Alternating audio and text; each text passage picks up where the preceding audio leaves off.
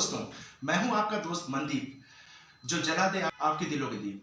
तो आज मेरे साथ सुप्रसिद्ध जागर सम्राट उत्तराखंड के पद्मश्री श्री प्रीतम भरतवाण जी हैं, उपस्थित हैं। मेरा अहो सौभाग्य है कि आज मैं उनके समक्ष बैठा हूं और मुझे इतनी बड़ी पर्सनैलिटी का इंटरव्यू लेने का मौका मिला है। वैसे तो आज तक आपने बहुत सारे इंटरव्यू देखे होंगे, मैंने भी देखा है और मैंने बहुत सारे सर के इंटरव्यू वॉच किए, बहुत सारे इंटरव्यू देखे।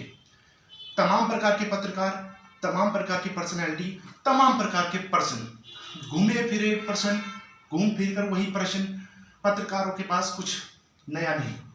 सर, जैसे कि मैंने आपका देखा था कि आपने शुरू किया सर आपकी उम्र मात्र 6 साल थी और आप 6 साल में आप अपने पिताजी या आपने एक कार्यक्रम अनुष्ठानिक कार्यक्रम देखा और जहां से आपको प्रेरणा मिली।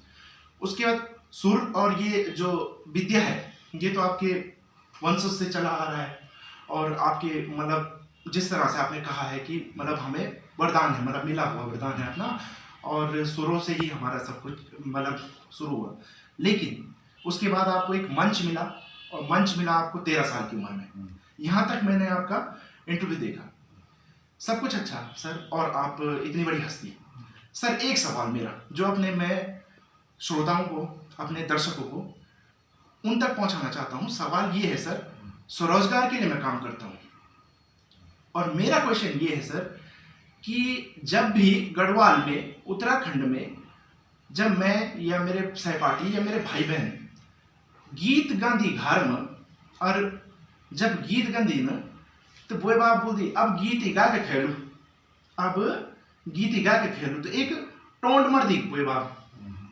तो सर, आप तो इन गीतों से ही प्रसिद्ध हुए और देश दुनिया विदेश में आपका नाम हुआ।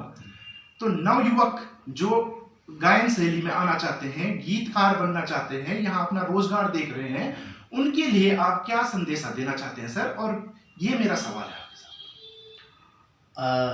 मैं नए पीढ़ी को और जितने भी सजग श्रोता हैं सबको ये कहना चाहता हूँ कि आप मूल से जुड़े हुए रहिए जी। नई पीढ़ी, क्योंकि उतावलेपन में और जल्दीबाजी के क्रम में कभी कभी जो धारा प्रवाह होता है वो भटकता है। इसलिए नई पीढ़ी को ये कहना चाहूँगा कि एक लंबा संघर्ष करना पड़ता है जीवन में अपनी पहचान बनाने के लिए जी।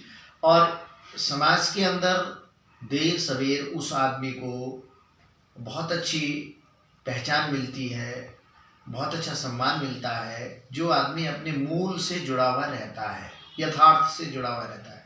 तो नई पीढ़ी से, जैसा कि आपने कहा, मैं यही कहना चाहूँगा कि आप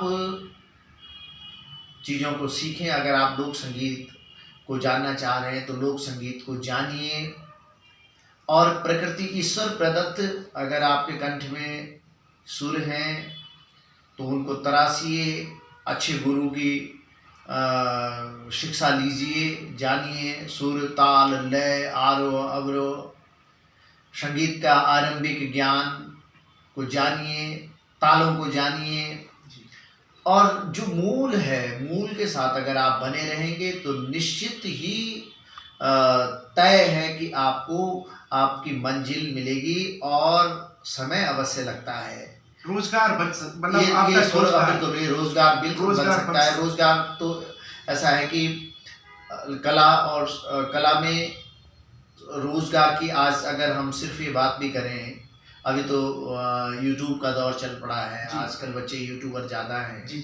लेकिन हम सब लोगों के टाइम में कैसेट्स का युग होता था और फिर वहाँ से चले आए हैं, रेडियो स्टेशन, आकाशवाणी से हम लोग गाते थे, अब तक चले आ रहे हैं। तो यूट्यूब के अंदर आज अपॉर्चुनिटीज ऑफ एक्सपोजर बहुत है जी। आप एक्सपोजर के लिए आज आप कोई गाना बनाएं और वो कब कैसे लोगों तक पहुंचे, इसके लिए भटकने की आवश्यकता नहीं है। अब तो यूट्यूब प्रोवाइडर आपके पास हैं, आपके हाथ में लगभग हमारे यूथ के हाथ में एंड्रॉयड फ़ोन है, तो उसमें अपने अगर आपके अंदर प्रतिभा है तो वो प्रतिभा जरूर उस तक लोगों की नज़र पहुंचती है और वो अगर बहुत अच्छी है तो उसमें आदमी स्वरोजगार तक भी पहुंच सकता है।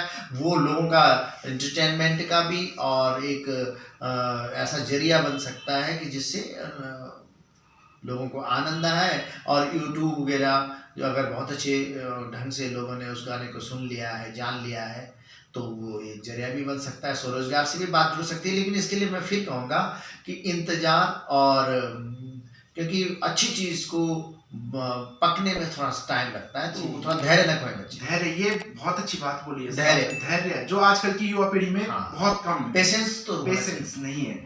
और जैसे कि स्वरोजगार में mushroom farming, honey bee production, जिस प्रकार से स्वरोजगार छोटे छोटे उद्यम जैसे हम कर सकते हैं, तो मतलब एक गायन शैली, लोक गाथाएं, लोक कला, लोक गीत, ये भी हमारा रोजगार का एक माध्यम बन सकता है। बिल्कुल, रोजगार हमारे यहाँ तो मैं हालांकि पर्यटन का एक्सपर्ट नहीं हूँ, लेकिन हम तो पहाड़ के लोग हैं और हम लोगों की मिसाल दी जाती है ईमानदारी के रूप में दुनिया में।